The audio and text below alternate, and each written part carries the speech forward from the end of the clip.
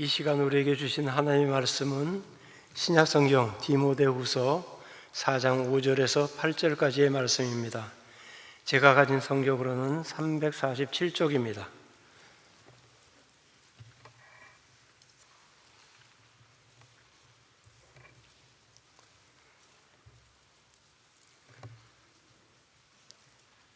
제가 말씀을 받들어 봉독하겠습니다. 그러나 너는 모든 일에 신중하여 고난을 받으며 전도자의 일을 하며 내 직무를 다하라.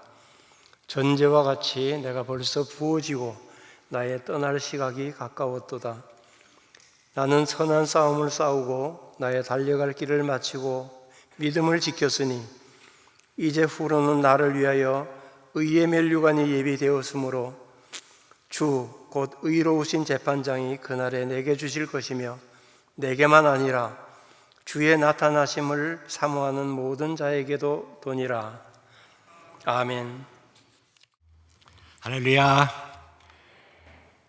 2015년에 이 자리에서 여러분과 함께 예배드리고 또 선교 보고 드린 뒤에 7년 만에 뵙습니다. 그동안에 참 많은 일들 있었는데 다들 은혜 중에 건강하시고 또 이 코로나 팬데믹 가운데서도 더욱 믿음이 강해져서 이렇게 이 저녁 시간에 나와서 함께 예배드리게 됨을 하나님께 감사드리고 또 이 시간 주께서 더 큰 을 주실 줄 믿습니다. 이 시간에 먼저 제가 참 우리 천안중앙교회가 우리 페르선교회의 어머니 같은 교회로 참 우리 모든 페르선교사들을 위해서 기도해 주시고 후원해 주시고 페르선교 모든 걸 잘 알고 계십니다만은 이 시간 잠시 페루에 대해서 또 페루 종교 상황 같은 걸 좀 설명을 약간 다시 한번 드리고 저희 선교 상황 간단히 비디오로 영상으로 보고 드리고 이어서 우리 박정하 선교사님께서 또 사역에 대해서 선교 영상으로 보고를 드리겠습니다. 그 뒤에 오늘 본문 말씀 중심으로 같이 잠시 은혜를 나누도록 하겠습니다. 디모데후서 말씀 우리 뒤에 생각하기로 하고요. 페루를 우리가 잘 알고 있습니다. 많이 들으셨는데 저 지도에서 어디가 페루가 있을까요? 조금 이상한 지도인데요. 지도가 거꾸로 누웠는데 사실 지구는 둥그러워서 북극이 꼭 유유는 아닙니다. 돌리면은 남극이 유유가 됩니다. 여기가 동그란 원이 한국이고요. 이 별이 있는 곳이 페루입니다. 조금 뒤집어 보면 쉽습니다. 여기가 한국이고요. 여기가 페루입니다. 우리 한국에서 태평양을 가로질러서 내려가면 페루가 있고요. 14시간 차이가 있습니다. 그러니까 지금 우리가 저녁 7시니까 페루는 이제 금방 주일 아침 5시가 됐습니다. 5시가 됐습니다. 이제 주일이 막 시작되고 있습니다. 거기는. 저 페루에서 우리가 좀 더 보면 저기 이제 남미 대륙의 이마가 해동입니다. 이마쯤이 되는데요. 북쪽에 위에는 에콰도르와 콜롬비아가 있고 오른편 동쪽에 브라질과 볼리비아, 남쪽에 칠레가 있습니다. 그리고 왼편은 태평양. 그래서 부산서 태평양 가로질러 가면은 페루가 나오겠습니다. 페루가 어떤 나라인지 보통 페루 그러면은 마추픽추 세계 7대 불가사의 항상 생각합니다. 그래서 저희가 페루 선교시다 그러면은 많은 분들이 물어보세요. 그 높은 데서 어떻게 살고 계시냐고. 근데 높지만은 않습니다. 저희가 살고 있는 리마는 저렇게 항구입니다. 바다 옆에 있고 인구가 1000만 명가량 되는 대도시, 아주 살기 좋은 도시가 리마입니다. 저곳에 저희 경우는 사역을 하고 있습니다. 페루 그러면 항상 기억나는 게 먼저 안데스죠. 안데스는 페루를 크게 세 부분으로 나눌 수 있는데 페루의 중앙에 북에서 남으로 흘러가는 안데스 산맥이 있습니다. 보통 4,000m, 6,000m 정도, 1,2,000m 정도는 산으로 취급을 않는 데가 저기입니다. 안데스가 중앙에 있고요. 안데스를 건너가면은 아마존 셀바가 있습니다. 아마존 정글이. 브라질에만 있는 것이 아마존이 아니고 아마존 강의 발원지는 페루이고 페루의 3분의 1은 아마존 정글입니다. 그리고 나머지 3분의 1은 해변가인데요. 해변은 사막입니다. 우리가 잘 아는 저 나스카 지상화, 저 나스카의 지상화가 특별한 그림이 아니고 땅을 폭을 한 2m 정도로 해가지고 깊이로 한 20cm 정도 3cm 이렇게 팝니다. 약간. 그래서 땅을 걷어낸 것이 저 그림이거든요. 그러니까 우리 한국처럼 비가 오면은 금방 없어질 그런 그림입니다. 그런데 아직까지 1000년 이상 그림이 있는 것은 비가 오지 않기 때문입니다. 사막기후이기 때문에 항상 저 그림이 유지되고 있고 또 먼지도 그렇게 많지 않습니다. 바닷바람이 몰려와 씻어가기 때문에 저 그림이 아직까지 유지가 됩니다.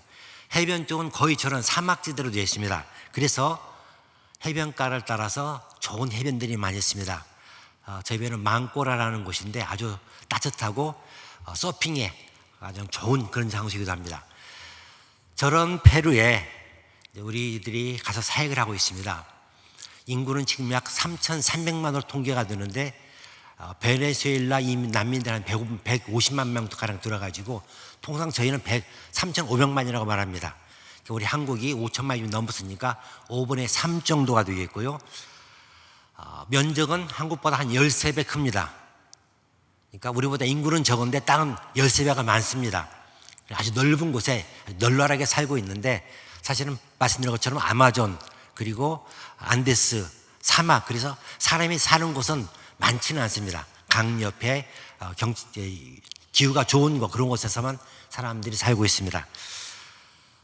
국민소득은 13,000불로 통계가 되는데 저 통계는 사실 페루에서 나온 모든 소득의 국민 인구로 나눈 거기 때문에 전혀 개인이 저 금액을 벌 수는 없습니다. 현재 페루의 최저임금이 300불가량입니다. 그러니까 그 정도 수준으로 살고 있는 나라다라고 생각하면 되겠고요. 가장 중요한 게 역시 종교이겠습니다. 그분들은 무엇을 믿는가? 가톨릭이 한 75%, 개신교가 15%가량으로 통계는 나오는데 가톨릭 교인들은 거의 미사에 가지 않는 명목상의 교인이고 실제 미사에 참석하는 분들은 15% 안팎 정도를 보고 있습니다. 저 가톨릭이 어떤 가톨릭인지 좀 뒤에 설명드리기로 하고요. 일단 페루를 잘 나타내는 특징이 페루 국기에 있습니다. 빨간색과 흰색의 국기가 페루 국기인데요. 가운데에 페루의 국장이 있습니다. 이 국장의 모습이 이런 모습입니다. 방패 안에 3가지의 상징이 있는데 오른편에 있는 동물이 있습니다. 하늘을 배경으로 있는 동물. 혹시 어느 분 이름 아시겠습니까? 페루 그러면 보통 야마도 기억하시고 알파카도 생각하시는데 저 동물은 비꾸냐라고 합니다. 해발 4,000m 이상 고산에서만 살고요. 고산에서 살기 때문에 털이 아주 가늡니다. 아마 동물 중에 가장 가는 털을 가지고 있어서 저 털로 최고급의 모직물을 만들어냅니다. 저 모직으로 만든 코트나 다른 모든 것들은 아주 고가로 판매가 됩니다. 저 비꾸냐가 페루의 상징적인 동물이라면은 그 옆에 있는 나무는 끼나라는 나무인데요. 저게 이제 키닌의 원료가 되는 그런 나무입니다. 안데스에서 2,000m, 30m 그 사이에 사는 나무인데 아주 귀한 나무로 취급되고 있습니다. 그런데 그 밑에 있는 상징이 아주 좀 더 흥미롭습니다. 빨간 바탕에 자루가 있고요. 자루 밑에 동그란 게 있습니다. 무엇으로 보이십니까?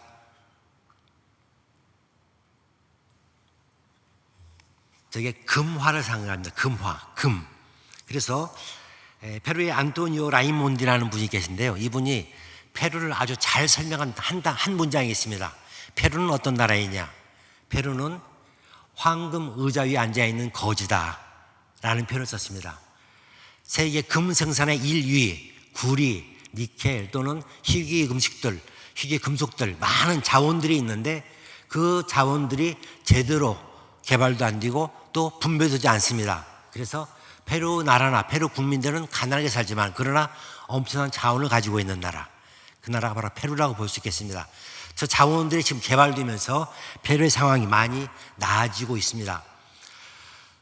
페루의 종교는 카톨릭이라고 말씀드렸는데 우리가 알고 있는 카톨릭과 중남미 또는 카톨릭의 본질은 많이 다릅니다. 한국 카톨릭은 많이 성서적인 면을 갖고 있지만은 실제 카톨릭은 성서기보다는 오히려 더 전통적이고 교황 중심의 새로운 체제입니다. 나라마다 도시마다 수호 성인이 있고 사실 그분들을 또는 그 새로운 사람들을 카톨릭 교인들은 더 믿고 신뢰합니다. 페루의 경우에는 저 그림입니다. 세뇨르 데 밀라그로라고 부르는데 기적의 주님이라고 번역됩니다. 저 그림이 매년 10월에 되면은 성당에서 나와가지고 수십만의 페루인 사람들이 메고 이제 시내를 행진합니다.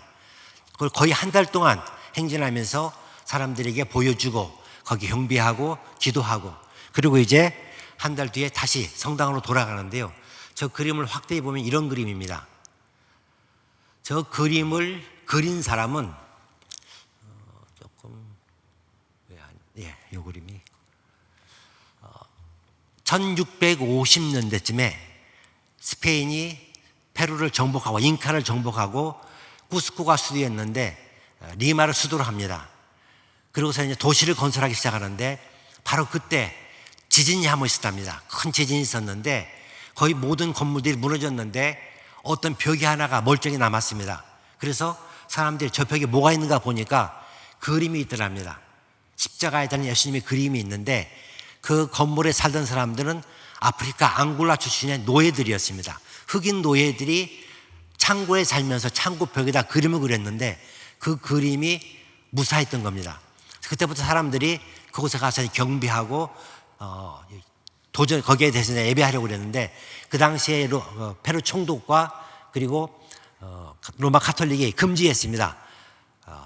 교회가 인정하지 않는 것을 경배해서는 안 된다. 그런데 그 뒤에 한 30년 뒤에 또 다른 한 번 지진이 옵니다. 이번 지진은 훨씬 컸고 무엇보다도 약 15분간 계속되는 큰 지진이었습니다. 지진의 피해는 지진의 강도 보통 4, 5 정도의 지진은 뭐 페루 리마 같은 경우는 매월 한두 번씩 있는데요. 6, 7 넘어가면 이제 피해가 생기기 시작합니다. 그런데 그 지진의 강도와 그리고 지진 지속 시간이 중요합니다. 보통 지진 하면 4초, 5초 정도 한번 흔들고 지나가면은 흔들렸나 보다 하고 그만두거든요. 10초, 20초, 30초 지나가면 이제 피해가 생기기 시작합니다. 근데 기록에 의하면은 1680년대 대지진은 15분, 그러니까 여진까지 합해서 15분을 흔들었답니다. 거의 모든 건물들이 무너졌죠. 그런데 이번에도 저 건물이 남았습니다. 그래서 로마 카톨릭이 저 그림을 인정하고 이제 저 벽에 있는 그 벽화를 복사본을 만들어서 저렇게 그림을 그렸습니다. 저 그림을 과연 아프리카의 노예가 그렸는가? 뭐 여러 가지 추측이 가능합니다만 아무튼 페루 분들 그렇게 믿고 저 그림에 경배를 합니다. 그런데 가톨릭의 특징 중에 또 하나는 하나님과 예수님과 성령님을 믿으면서 또 믿는 분이 있습니다. 바로 성모 마리아입니다. 모든 기도를 예수님의 이름으로 그리고 마리아의 이름으로 덧붙입니다. 저 그림의 뒤에도 이런 그림이 있는데요. 저 그림의 뒤편입니다. 저 그림을 확대해 보면 이런 그림입니다. 마리아가 구름 안에 있고 달을 밟고 있습니다. 구름 안에 있는 성모 마리아인데요. 저 마리아의 그림과 세뇰 데 밀라우라는 그림, 두 그림이 짝을 이루어 가지고 로마 카톨릭, 페루의 로마 카톨릭 교인들의 심성을 채워줍니다. 그래서 실제로 페루에 있는 카톨릭 교인들이 믿는 주신은 저분입니다. 저 그림입니다. 하나님과 예수님을 말은 하지만 그러나 저분들이 더욱 의지하고 기도하는 대상은 저 그림입니다. 이것이 바로 로마 카톨릭의 본질이라고 말할 수 있겠습니다. 그래서 1985년에 저희 페루 선교회 한국에서 페루 선교를 조직하면서 황윤일 선교사님을 1호 선교사로 파송하셨습니다. 저 황 선교사님께서 페루에 가셔가지고 페루에 있는 1호 한국 선교사로서 29년간 사역을 하시고 2014년에 은퇴하셨습니다. 그리고 이제 그 뒤에 우리 황 목사님 뒤로 수많은 선교사님들이 파송되었고 현재 7가정이 페루에서 사역을 하고 있습니다. 저의 경우에는 2003년도에 우리 이순 목사님과 또 이마태 목사님 저희들을 면접하고 저희들이 그 전에 칠레에 있었는데 페루 선교사로 영입해 주셔가지고 페루 선교사로 파송이 됐습니다. 그래서 천안중앙교회에서 파송 예배를 드리고 그때부터 이제 오늘까지 20년간 페루 선교사로 사역을 해왔습니다. 이 시간에 먼저 잠깐 영상으로 저의 사역 보고를 드리고 바로 이어서 우리 박성화 선교사님 사역 보고 하시겠습니다. 그 뒤에 다시 제가 말씀을 전하면서 여러분들 관심 있으신 몇 분 우리 페루인 선교사님들에서도 소개를 드리도록 하겠습니다.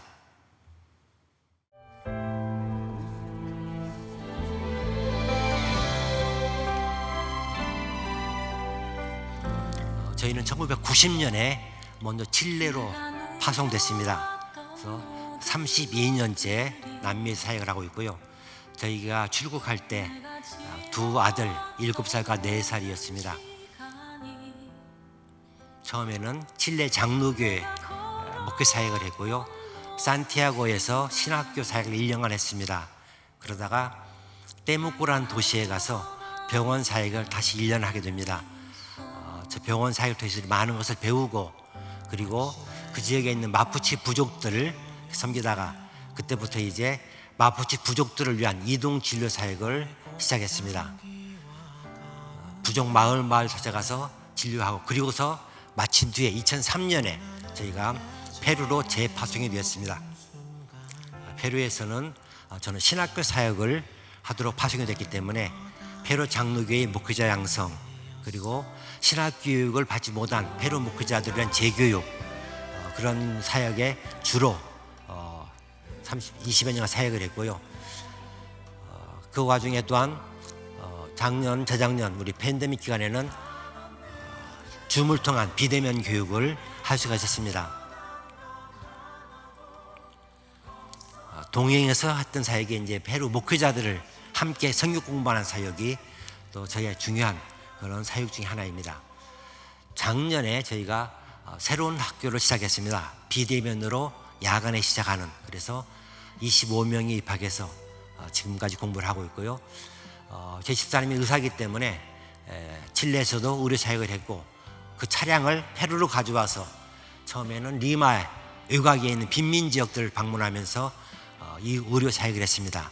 환자들은 차 안에서 진료하고, 그리고 자원보호자들이 함께 교회에서 접수하고 거기서 기도하고 전도하고, 그런 이동병원 사역을 하다가 또 지진이 난 경우에 저희들 가서 이제 지진 구호 사역도 했었고요. 근데 페루의 경제가 나아지면서 페루 많은 분들이 좀 더 나은 진료를 원했기 때문에 저희들이 상설 진료소를 세웁니다. 레따마라는 계곡에 페루 지방에 있는 분들이 리마로 오면서 처음에 지나가는 지역인데요. 저곳에 진료소를 세워가지고 진료를 시작했습니다. 저 진료소의 특징은 페루 기독의료인들이 자원봉사자로 그곳에서 진료를 하고 계십니다. 저기 있는 진료 원장도 한 주일에 한 번씩 오셔가지고 무료 진료를 해주시고, 많은 전문의들이 함께 사역을 합니다. 저분이 의과 의사시고요. 페루 기독 의료인들이 저희도 함께 저 의료 진료소를 운영하면서 참으로 그분들에게도 도전이 되고 은혜가 되고, 또 그분들이 이제 선교 사역으로 나아가는 그런 과정이 되고 있습니다. 저희가 오기 직전에 그분들과 함께 식사했던 그 모임 사진입니다. 저분들이 저희 사역에 함께 하시는 페루 기독 의료인들입니다. 신학교가 크게 사역하기 전에 한 4년간 목회 사역을 했었습니다. 신해산 장로교에 목회했던 모습이고요.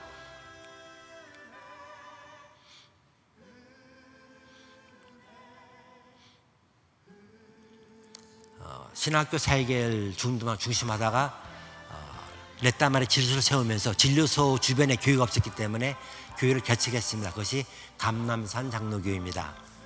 지금까지 저기가 개척교회로 사역이 이어지고 있습니다.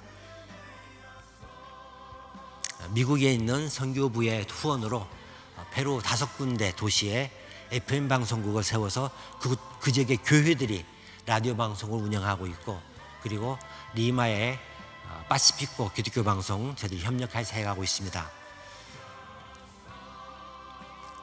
저희 후임으로 이제 우리 천안중앙교회가 이영민 목사님 파송해 주셔서 그 작년에 도착하신 모습이고, 그리고 현재 페루에 있는 선교사 가정들, 또 페루에 있는 우리 자녀들입니다. 저희 사역은 간단히 이렇게 영상으로만 보고를 드리고요. 이제 우리 박정환 목사님 사역 보고 받으신 다음에 다시금 제가 이어서 말씀을 드리도록 하겠습니다. 할렐루야, 박정화 선교사입니다. 지금 보는 비디오는 뿌깔바의 모습입니다. 우카얄리 강변에 뿌깔바라는 도시가 있습니다.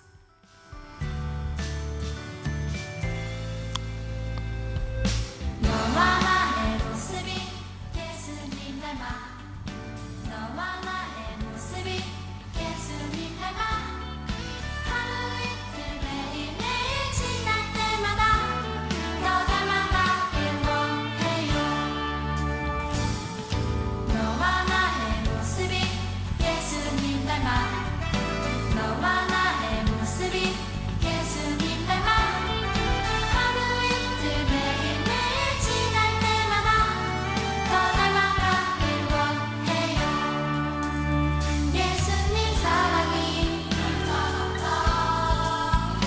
예수님 축복이 예수님 은혜가 당신과 함께하길 원해요.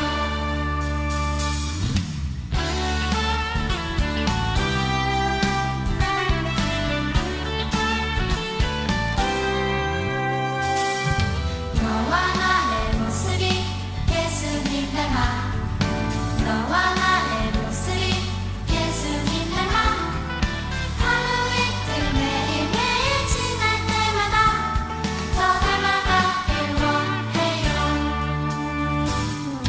너와 나의 모습이 예수님 닮아 너와 나의 모습이 예수님 닮아 하루 이틀 매일매일 지날 때마다 더 닮아가길 원해요. 예수님 사랑이 예수님 축복이 예수님 은혜가 당신과 함께하길 원해요. 예수님 사랑이 예수님 축복이 예수님 은혜가 당신과 함께하길 원해요. 당신과 함께하길 원해요. 당신과 함께하길 원해요.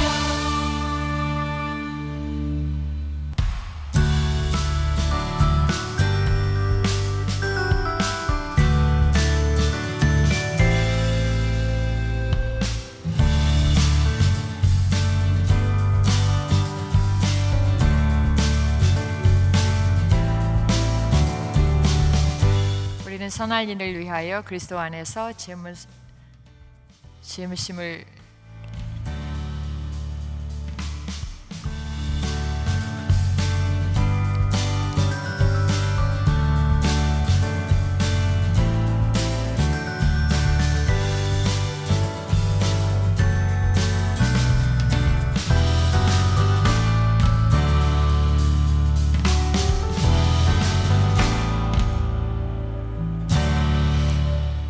기대해 주시고 지원해 주셔서 감사합니다. 제가 보면서 얘기하려고 했는데 소리가 줄어들어서 그쳤습니다. 할렐루야. 저는 페루의 정글 지역, 아까 목사님께서 설명해 주셨죠? 해변 지역, 산악 지역, 정글 지역이 있어서 페루 국토의 60%가 아마존 지역에 속해요. 그래서 아마존이 브라질만 있는 것이 아니라 페루 아마존. 페루 국토가 우리나라 남한의 13배 정도 되는데 거기에서 60% 정도가 정글에 속한 그런 지역입니다. 첫 번째 페루 선교사로 파송 받으셨던 황윤일 목사님께서 페루 원주민을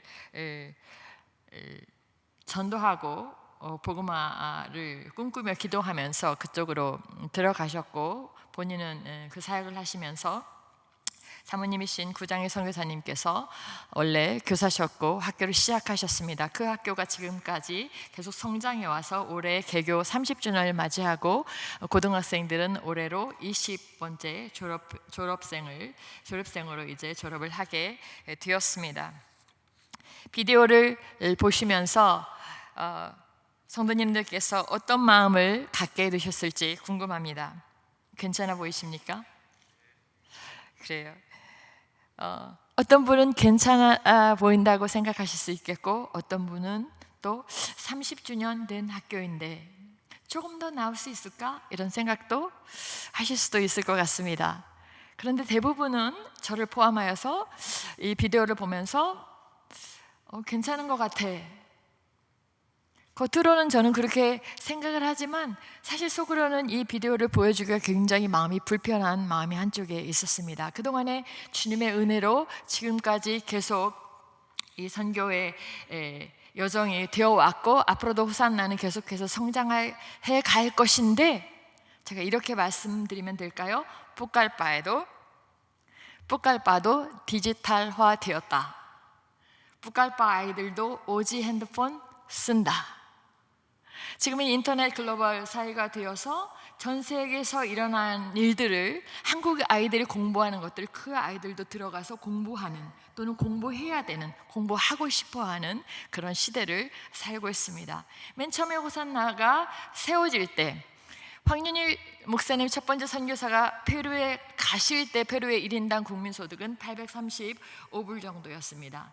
호산나 학교가 세워질 때 페루의 1인당 국민소득은 1566불 정도였습니다. 현재의 페루인들이 이제 삶에서 1인당 GDP로 실질적인 구매력 지수로 평가할 때 그들은 13,000 이상을 살고 있습니다.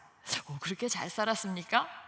그동안에 선교지를 위하여 정치적인 안정과 경제적인 성장과 사회적인 성장과 무엇보다도 영적인 성장을 위해서 기도해 주셨고, 그 기도의 결과처럼 페루는 남미에서 그래도 안정된 나라 중에 하나로 성장하였습니다. 그리고 호산나 학교는 빈민 학교가 아닌 부자의 아이들만 받아서 아이들을 가르쳤기 때문에 저 학교가 된 것이 아니고, 페루는 공립학교와 사립학교가 있는데 이 사립학교가 국가 체제 안에서 아주 중요한 교육의 부분을 담당하게 되었어요. 거기서 자연스럽게 아이들이 성장하고 좋은 교육을 원하는 사람이 오다 보니 주께서 그렇게 보내주셨고, 또 선교사님들의 기도와 헌신과 선생님들의 가르침들이 주의 말씀 가운데 가르친 그것들이 열매를 맺게 되어서 성장하였습니다. 그런데 학교만 성장한 것이 아니라 페루도 함께 성장한 것이죠. 많은 학교에 대한 교육 보고를 볼 때 우리나라 선교사에 2014년에 마지막으로 이것이 조사가 됐기 때문에 제가 통계가 그 해 것밖에 없는데 10.4%의 한국 선교사가 학교 교육에, 교육 말고 학교 교육에 참여했다고 그랬어요. 근데 그때와 비교해서 지금은 굉장히 많은 선교사님들이 학교 교육 사역을 하고 있습니다. 왜냐하면 학교가 선교에 최적화된 장소이기 때문에. 그런데 수많은 한국 선교사들이 교육 선교를 긍정적으로 보면서도 그 요인의 62.5%는 교육의 혜택을 받지 못한 빈곤층 학생들을 교육하는 것에 의의를 두고 있다고 하였습니다. 그래서 학교를 하면서 많은 것들을 지원을 해줘야 되는 그런 부담을 함께 갖고 있고 그런 이미지를 갖죠. 그런데 선교는 주님이 분명히 빵을 같이 복음같이 가지고 갔지만 ONG 활동이니 아니고 그것을 훨씬 뛰어넘어야 되죠. 그들이 빵이 있는 아이들에게 그들에게 생명의 복음을 주고 그들이 이 땅에서 하나님의 이름으로 영향력 있는 사람으로 나와야 될 것이죠. 그 이들을 위하여 호산나가 성장해야 되는데 지금 페루가 이만큼 성장했기 때문에 전에 가지고 있던, 아직은 북갈바에서 호산나가 가장 큰 사립학교이고 가장 많은 사람들이 먼저 떠올리는 학교이기는 하지만 언제까지 그 우위를 갖게 될까? 페루라는 국가는 교육에 굉장히 관심이 많이 있습니다. 그 나라는 여러분이 잘 알고 있는 잉카 문명을 가지고 있었고 그때부터 교육의 어떤 흔적들을 나타내 보이게 되지만, 그러나 식민지 시대를 거치면서 교육적인 틀은 일치 구축이 되었어요. 1551년에 우리나라에 어떠한 대학이 있을까요?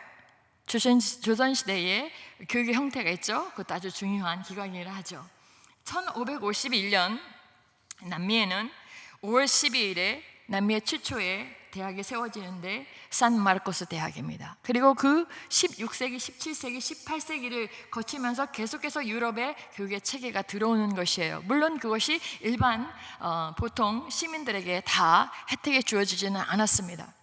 그들이 교육을 시키고 또 교육을 맡았던 도미니칸 수도회나 프란시스칸 수도회 예수회들이 교육의 많은 부분들을 담당했지만 대부분은 정복자들이 원하는 행동가를 기른 그 일들에 많이 쓰여졌어요. 그들이 원하지 않든 원하든. 그래서 실질적으로 사람들에게는 교육이 많이 들어가지 못해서 이제 페루가 독립이 되면서 1821년에 독립이 되면서부터 그때부터 사람들의 관심은 모든 사람에게 평등한 교육을 주자는 것이었고, 페루에서 가장 크게 이슈화되고 있는 것 중에 하나가 교육이에요. 1828년에 모든 사람들에게 초등교육을 무상으로 주자 라고 하는 것들이 법으로 법제화되기 위한 운동이 시작돼요. 1828년. 물론 그것은 1960년대 와서야 실행되고 현재는 대학교까지 국립대학은 무상으로 교육이 이루어지고 있습니다. 굉장히 많은 교육에 투자를 하기 때문에 2000년대까지 우리 선교사님 맨 처음에 파송됐던 1980년대는 페루는 암울한 나라였어요. 테러리스트가 장악했기 때문에. 그런데 2000년까지 그 20년의 암울한 시대를 끝내자마자 국가가 가장 먼저 했던 것은 교육을 세워야 된다. 그래서 2002년에 국가교육위원회를 구성하고 2003년부터 2006년까지 어떻게 국민들을 교육할 것인가 연구를 하고 2007년부터 펜이라는 프로젝트가 시작됩니다. 프로젝트 Educativo Nacional, National Education Project. 펜, PEN, 펜이라는 프로젝트가 시작돼서 2007년부터 2021년까지. 그래서 호산나 학교는 1992년에 세워졌는데 그 사이에 굉장히 많은 교육의 발전이 이루어진 거예요. 지금 다 말 수는 없지만. 그래서 이제 국가가 하는 학교들도 좋은 학교들은 호산나의 3배 이상 교사의 월급을 주면서 학생 1인당 1,000불을 투자하는 그런 교육을 하기도 하고, 다는 아니지만. 그리고 수많은 사립대 학교들이 일어섭니다. 그 가운데서도 주의 은혜로 지금까지 아이들을 교육하는 것에, 하나님 말씀 가운데 교육하는 것에 호산나가 사용되어져 왔고, 호산나 학교를 들어오려면 1번, 이 학교가 하나님의 말씀 가운데 영적 형성하는 것이 1번의 목표입니다라는 것을 모든 사람이 알고 옵니다. 그래서 모든 뿌깔바의 사람들은 호산나 학교는 가치 교육을 하는 학교. 어떤 가치? 하나님의 말씀에 의한 가치. 그걸 아는 사람이 사인을 해야 돼요. 컨트랙트. 그래야 아이들을 입학시킬 수 있습니다. 그건 매년마다 반복되는 컨트랙트입니다. 두 번째, 그들이 그냥 하나님의 말씀만 배우는 것으로 만족합니까? 이렇게 아름다운 성전에서 하나님을 예배하는 천안중앙교회는 이해할 것 같습니다. 우리 아이가 좀 더 많은 풍성한 가운데 교육을 받았으면 좋겠어. 그러면 그 아카데믹한 레벨도 올려줘야 되고 또 인프라도 구축을 해줘야 되는데 뿌깔바에는 아직 너무나 부족합니다. 저는 오늘 이 보고를 드리면서 그동안에 코비드 시대에 얼마나 많은 학교가 문을 닫았는지 모릅니다. 3,000개 정도의 학교가 문을 닫았고 23만 명의 학생들이 학교를 못 다니고 학교에서 나와야 됐고, 교사들이 월급을 받지 못해서 5,000명 정도가 직업을 잃었고, 그럴 때 보내는 선교사인 페루선교회와 천안중앙교회가 함께 해주셨습니다. 모든 페루선교에 속한 교회들이 헌금을 보내주셨습니다. 장학금을 보내주셨습니다. 돈이 없어서 하나님의 학교에서 거리로 내몰리는 아이들이 없게 하여 주십시오. 그것을 위해서 기도하여 주십시오. 많은 분들께서 재난구호금, 그렇게 부르나요? 재난구호금? 그 받으신 것을 다 헌금으로 보내셨죠. 많이 그렇게 하셨어요. 너무나 귀한 헌금을 너무너무나 많이 와서 제가 어떻게 할 수가 없는, 어떡하죠? 이렇게 제가 질문했었습니다. 그래서 그 해에 필요한 장학금을 다 줄 수 있었고, 작년에도 코비드가 계속될 줄은 몰랐는데 작년에도 계속해서 주었고, 아직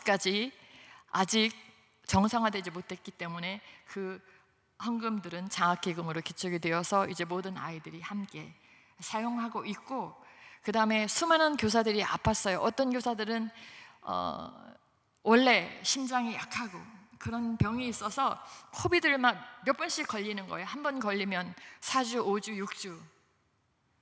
그분들에게 또 병원비를 같이 지원할 수 있었고, 직업을 다 잃어버린 그 부모님들이 학교에 찾아올 때 충분히 상담해주고, 그들이 졸업하면서 찾아왔어요. 너무 감사합니다. 호산나 너무 감사합니다. 제가 하나님께 영광. 주님이 하셨습니다. 주님이 함께 보냄을 보내주신 선교사님들과 함께 하여 주셨습니다. 이제 그렇게 계속 성장해 갈 것입니다. 계속해서 기도해 주시고, 영적인 포메이션, 아카데믹한 엑셀런시, 그리고 이제 인프라도 더 갖춰서 이 시대가 하나님께서 필요로 하시는, 이 시대에 하나님께서 필요하시는 그 사람들을 배출해 나갈 수 있도록 기도하여 주시고 계속 지원해 주시기를 요청드립니다. 감사합니다. 김 목사님께서 계속 주의 말씀으로 계속 전해주시겠습니다. 아멘. 놀라운 사역이죠. 사실 호산나학교 보고는 더 많이 드려야 되는데 오늘 저희 둘이 사역을 보고 하기 때문에 오늘 간단히 들으시는 앞으로부터는 또 다른 기회가 있으면은 호산나학교에 대해서 좀 더 들을 기회가 있을 것 같습니다. 자, 2020년 코로나 팬데믹 시작되면서 중남미 페루를 비롯한 중남미 나라들이 아시아를 보면서 그렇게 말했습니다. 저렇게 방정을 떨어야 되는가? 저렇게 놀라운 큰 일이냐? 우리는 괜찮을 거다. 우리는 말라리아, 치킨구가 다른 여러 질병들도 이겼기 때문에 저 코로나 바이러스 같은 거 이길 수 있다. 그런 얘기를 했었습니다. 그러다가 정작 환자가 들어오고 2주 만에 정부가 셧다운을 시켰습니다. 해외 수출은 모든 항공편을 중단시키고 국내에서도 도시 간의 이동을 전부 중단시키고 같은 도시 내에서도 모든 사람들이 집에서 나오지 못하도록 모든 직장을 폐쇄하고 오직 갈 수 있는 곳은 병원, 그리고 은행, 시장, 슈퍼, 한 집에 한 사람만 나와라 이런 정도로 모든 사람들이 나오지 못하도록 했습니다. 왜냐하면 감당이 안 되는 겁니다. 처음에 의사들이 이제 환자들을 보고 있는데 그 뉴스를 저희들이 보니까 의사들이 간단한 그 수술 마스크 한 장을 쓰고 환자를 보고 있는 거예요. 그리고서는 옆에 또 다른 환자를 봅니다. 그러니까 병원이 코로나 바이러스에 전염된 온 상이 되어버려가지고 다른 병원으로 들어가신 분도 코로나 걸려서 돌아가시고 그러면서 가장 심하게는 의사들까지도 다 감염돼서 돌아가시게 됐습니다. 병원이 시설을 감당하지 못하니까 이제 제일 어려운 게 호흡을 못 하시는 거니까 산소 호흡을 시켜야 되는데 병원이 산소가 공급이 안 되는 겁니다. 그러니까 환자 가족들이 직접 산소통을 가지고 산소 공장에 가서 산소를 사다 갖다 줘야만이 병원이 환자에게 산소를 줍니다. 그래서 환자 가족들이 저렇게 길거리에 산소통을 쭉 세워놓고 낮밤으로 밤낮으로 기다리면서 순서가 되면은 사가지고 가고 그래서 산소 공급이 되면은 환자가 연명할 수 있고 그러지 못하면 돌아가시는 그런 어려움이 있었습니다. 페루 의사협회 벽에 있는 그 사진들입니다. 저분들이 코로나로 인해 돌아가신 의사들입니다. 지난 2년 동안 550명이 돌아갔습니다. 의사들만. 간호사, 조산사, 병원에서 일하는 분들 엄청나게 많죠. 의사들만 저렇게 돌아갔을 정도니까 다른 분들도 우리가 상상해 볼 수 있습니다. 경찰들이 800명이 죽었습니다. 코로나로. 이분들이 처음에 코로나로 이제 셧다운을 하면서 나가서 컨트롤을 하시는데 처음에 뉴스에 나올 때는 마스크도 없이 가서 사람들을 잡더라고요. 그래서는 신분증 보고 서류 보고 갈 수 있는 사람인가 확인을 하는데 그분들 다 감염돼가지고 가족들 감염시키고 동료 감염시키고 그래서 의료진과 경찰들, 군인들이 처음에 많은 피해를 입었습니다. 기간이 지나면서 처음에 한 2달간을 그렇게 계속 셧다운을 했다가 조금씩 풀어줬는데 저희 진료소도 약 6개월간 문을 닫았습니다. 사설 진료소, 환자를 받을 수 없는 진료소는 의료기관도 문을 닫도록 했었습니다. 그래서 기간이 지난 뒤에 이제 저희들이 저희 진료소에서 봉사하시는 의사분들과 더불어서 몇 번 이 얘기를 했습니다. 이야기하는 중에 한 분이 그렇게 말씀하셨습니다. Somos sobrevivientes. 번역하자면은 우리는 생존자입니다 라는 뜻이에요. 코로나 바이러스로부터. 그분들은 자기 같은 병원에서 일하는 동료 의사가 죽고 자기 동기 의사들이 죽어가는 것을 봤습니다. 그러니까 보통 병원사 의사분들이 이런 병으로 죽는 경우는 거의 드물거든요. 우선 집중해서 그분들을 치료하죠. 그런데 감당이 안 됐던 겁니다. 그래서 이분들이 우리는 생존자입니다. 정말 그분들의 삶에서 나오는 그런 표현이기도 했습니다. 그런데 그 얘기를 들으면서 저는 느끼기를 또 다른 생존자가 있다. 바로 믿음의 생존자들입니다. 코로나 바이러스가 우리에게 끼친 영향은 단순히 건강만이 아니고 생명만이 아니고 우리의 믿음을 사탄은 공격했습니다. 모이지 못하도록 하고 그리고 집에서 예배드리도록 만들고 간단하게 편하게 믿을 수 있도록 하는, 그래서 수많은 사람들이 오늘까지도 예배에 가지 아니하고 집에서 예배드리고 또는 그냥 건너뛰고, 이제 믿음은 옛날처럼 가서 열심히 믿는 것이 아니라 내가 원할 때만 가는 그런 믿음으로 되고 말았던 걸 봅니다. 이 믿음을 잃어버리는 우리 사회를 보면서, 그러나 우리는, 여러분과 저는 코로나로부터 생존했고 또 믿음도 생존했습니다. 저희가 영화 같은 걸 보면은 많은 사람들이 죽는 그런 영화가 있습니다. 그런데 안 죽고 살아남는 분들이 있어요. 안 죽입니다. 그 감독이. 그분은 왜 안 죽일까요? 왜냐하면 그분들이 그 뒤에 할 일이 있거든요. 생존자는 사명이 있습니다. 여러분과 저희가 코로나로부터 생존하고 믿음을 지킬 수 있고 더 하나님을 사랑하게 하실 때는 하나님 우리에게 요청하는, 명령하는 것이 있는 줄 압니다. 고린도서 15장에서 바울이 그렇게 고백했습니다. 내가 나된 것은 하나님의 은혜로 된 것이니 내게 주신 그 은혜가 헛되지 아니하여 내가 모든 사도보다 더 많이 수고하였으나. 바울만이 할 수 있는 고백일 겁니다. 어느 누가 감히 내가 더 많이 수고했다 말할 수 있겠습니까? 바울이 참으로 다른 어떤 사도보다 많이 수고를 했습니다. 그런데 비록 저희는 그렇게 수고하지 못했을지라도, 비록 나태한 그런 주님의 자녀였을지라도 똑같이 고백할 수 있는 말은 내가 한 것이 아니요 오직 나와 함께 하시다 하나님의 은혜로다. 우리의 모든 삶 가운데에서 많은 어려움들이 수준합니다. 각각 건강상의 문제 또는 가정의 문제, 자녀들의 문제, 직장의 문제, 재정적인 문제, 어떤 분들은 차라리 죽고 싶다 그런 생각도 많이 했을 겁니다. 그 모든 시간들을, 어려움들을 우리가 이기고 오늘까지 왔습니다. 어떻게 우리가 올 수 있었습니까? 우리가 계획도 세우고 노력도 하고 땀도 흘리고 했지만은, 그러나 지금 와 보면은 전부 하나님의 은혜였습니다. 저희들이 모든 사역들을 정리하면서 보고 드리면서 다시금 고백하는 것은 모든 것이 하나님의 은혜였습니다. 바울은 말합니다. 전자와 같이 내가 벌써 부어지고 나의 떠날 시간이 가까웠도다. 자기의 모든 인생들을 돌아보면서 하나님이 나에게 은혜 주셨고 내가 하나님께 모든 걸 드렸다라고 고백을 합니다.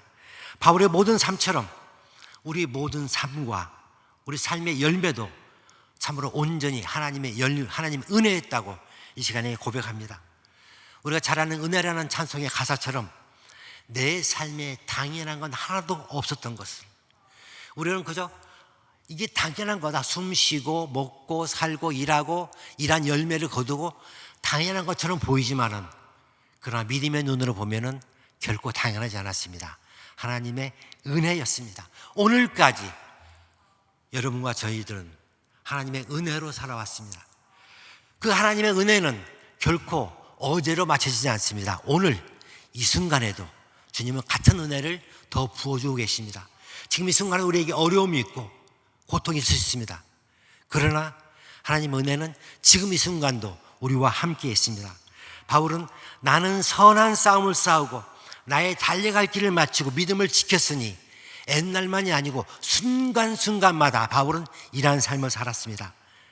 지금 나의 어려움 속에서도 하나님은 함께 하십니다. 그 은혜의 찬양에서 이런 말씀을 하죠. 이렇게 고백하면 내가 걸어왔던 모든 순간이 하나님의 은혜였어. 모든 순간이 하나님의 은혜였습니다. 지금 나와 함께할 하나님의 은혜가 있다면 하나님께서는 우리가 하나님 나라에 가기까지, 주님 오시기까지 또 우리를 지키시고 동행하시고 보호하시고 축복해 주실 것입니다. 바울은 나를 위하여 의의 면류관이 앱이 되었는데, 이 앱이고 이 면류관이 나만이 아니라 주의 오심을 사모하는 모든 자에게니라. 바로 여러분들 한 분 한 분을 위해서, 저희들을 위해서 하나님은 면류관을 예비하시고 그 면류관을 받기까지 우리와 동행하시면서 우리가 승리하도록 능력 주시고 함께해 주시고 계십니다. 이것이 바로 우리는 하나님의 은혜였음을 고백합니다. 스페인어에 은혜라는 말을 그라시아라고 합니다. 그라시아가 은혜입니다. 그런데 감사라는 단어는 그라시아스입니다. S가 더 붙습니다. 복수지요. 은혜들은 감사로 나타납니다. 은혜는 우리가 그것을 감사로 표현할 때 나타나고, 그리고 우리가 감사를 할 때 그 은혜는 더욱더 풍성해지는 걸 봅니다. 우리가 한국말에 그렇게 표현합니다. 내가 뭐 어떤 분에게 많이 잘해드렸는데 내게 감사하지 않는다면 우리는 은혜를 모르는 놈이다 말합니다. 우리가 받은 은혜가 크다면 우리는 감사로 나타내야만 합니다. 우리가 감사를 드릴 대상은 누구겠습니까? 먼저 우리 하나님, 좋으신 우리 하나님. 또 우리가 당연히 드려야 될 감사의 대상이 있습니다. 우리 가족들, 내 아내, 내 남편, 우리 부모님, 우리 자녀들, 내 이웃들, 형제들. 우리의 삶 가운데 가장 많이 부딪히는 그런 지체일 수 있습니다. 그러나 그분들과 함께 그 가족이 있기에 오늘 내가 있고, 오늘 내가 은혜 가운데 살고 있고, 그리고 함께 찬양할 수 있습니다. 또한 우리가 잊지 않아야 될 감사의 대상은 우리 믿음의 동역자들입니다. 지금 옆에 있는 우리 믿음을 함께 예배하는 우리 동역자들, 믿음의 지도자들, 내 믿음을 키워주고 영적으로 이끌어주시는 분들, 우리 구역과 우리 교회를 이끌고 섬기는 분들, 그 모든 분들에게 감사를 드릴 때 은혜는 더욱 풍성해집니다. 이 시간에 한번 우리 옆분과 인사해 보십시다. 그라시아스. 그라시아스. 감사가 많으시면요, 많은 감사거든요. 무척 많은 감사, 무차스 그라시아스입니다. 무차스 그라시아스. 우리 한국말로 고맙습니다, 감사합니다 할 수 있습니다만은 그라시아스. 내 자녀들에게도, 내 아내에게도, 남편에게도 감사를 나눌 때 하나님은 그 감사를 통해서 우리의 삶을 더욱 윤택하고 풍성해 주실 것입니다. 코로나를 통해서도 참 많은 은혜를 받았습니다. 이 시간에 제가 다 나눌 수 없습니다만은 코로나 덕분에 저는 한국교회에 주일마다 예배를 참석했습니다.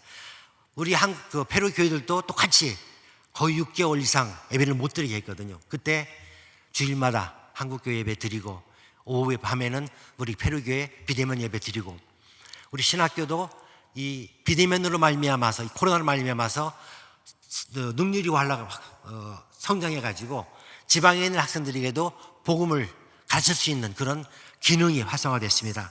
저희 가정에서는 우리 자녀들과 더불어서 예배를 줄 수 있었습니다. 우리 자녀들이 페루를 떠나서 이제 미국에 살고, 또 우리 장모님과 다른 가족들 한국에 있는데 같이 한 주일에 한 번씩 가정 예배를 드리는데 상상도 못했었는데 예배가 되고, 그 예배를 통해서 말씀을 가르칠 수 있고, 나눌 수 있고, 들을 수 있고. 코로나는 어려웠지만은 많은 분들이 가족을 잃게 됐지만, 그러나 믿음을 더욱더 돈독히 하는, 우리 믿음이 성장하는 그러한 은혜이기도 했습니다. 이런 은혜를 받은 우리가 어떻게 하나님께 감사를 드려야 될지 바울은 말합니다. 그러나 너는 모든 일에 신중하여 고난을 받으며 전운 자의 일을 하며 내 직무를 다하라. 고난이 있습니다. 고난 가운데서 그러나 전도자의 일도 하고 내 직무, 가정에서의 직무, 우리 사회에서의 직무, 우리 교회에서 받은 직무, 그 직무를 다하는 사람, 그 사람이 오늘 우리 주님께 감사를 드리는 사람입니다. 복음을 전할 수 있는 축복이 당연한 것이 아니라 바로 은혜라는 것을 우리는 깨달을 수 있습니다. 이 은혜라는 찬송을 제가 은혜를 받고 스페인어로 번역을 해가지고 우리 신학교 학생들에게, 그리고 페루 목회자들에게 들려드렸습니다. 비디오로 보면서 찬송을 들으면서 자막으로만 이렇게 소개를 했는데 그분들이 더 은혜를 받아요. 말은 모르지만은 멜로디를 통해서, 그리고 가사를 통해 은혜 받으면서 한 분이 저에게 그렇게 말씀했습니다. 그 가사 중에 가장 크게 은혜 받은 가사가 뭐냐면은 내가 이 땅에 태어나 사는 것. 페루에 태어나서 고난 중에 우리가 보기에는 참으로 어려움 중에 사는데 그 과정 속에서 그분은 내가 여기 태어난 것이 하나님의 은혜였다고 고백을 합니다. 그분이 그것을 은혜라고 말씀한다면 오늘 우리 한국에 태어나서 이 천안총에서 하나님을 예배하면서 말씀으로 자유롭게 영육받으면서 사는 우리들의 삶은 얼마나 더 큰 은혜겠습니까? 하나님께서 우리에게 해주신 많은 일들 기억을 합니다. 페루로 우리 천안중앙교회가 기도하고 사랑하고 모든 선교사들에게 후원해 주시면서 한 분 한 분의 기도해 주셨기에 오늘까지 페루에서 하나님의 나라가 확장되고 있습니다. 저희들 처음 페루에 가서 2003년도에 차량을 받을 때의 모습이고요. 저희 신학교 방문해 주셨던, 그래서 기도해 주셨던 모습입니다.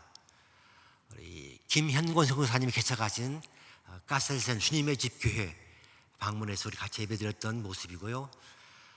저희 넷다마리에 있는 계곡에 우리 신 목사님이랑 많은 오셔서 또한 기도해 주시고 격려해 주시고 저 지역을 위해서 우리가 함께 일한 그런 모습들입니다.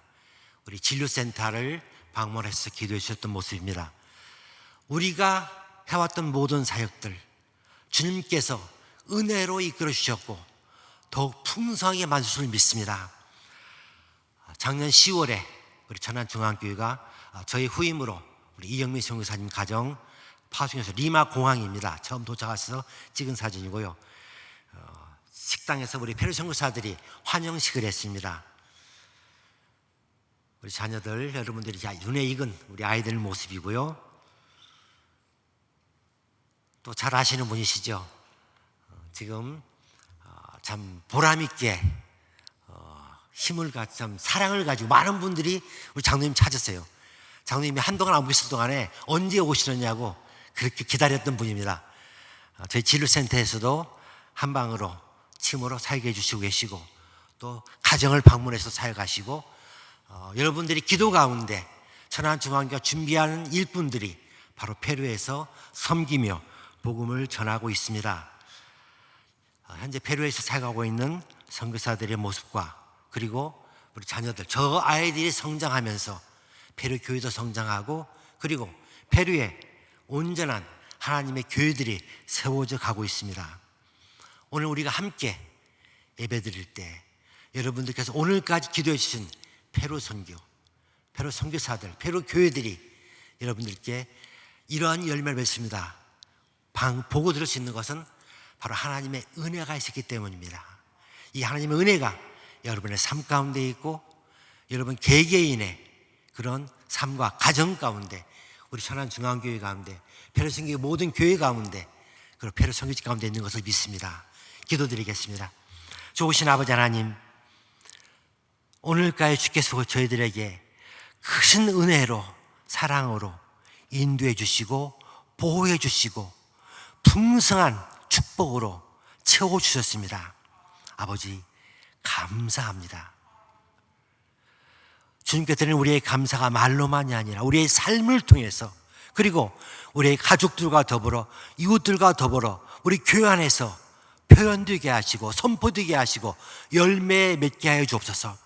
우리의 모든 기도들이 풍성한 열매로 하나님께 드려지는 열매 되게 하시고 그로 인해 우리 모두 함께 주님 나라에 갔을 때 주님 준비하신 면류관을 받으며 찬양과 경배드리게 하여 주옵소서. 저희들이 모든 은총을 다 지금 감사드리오며 주님 예수님의 이름으로 기도합니다. 아멘.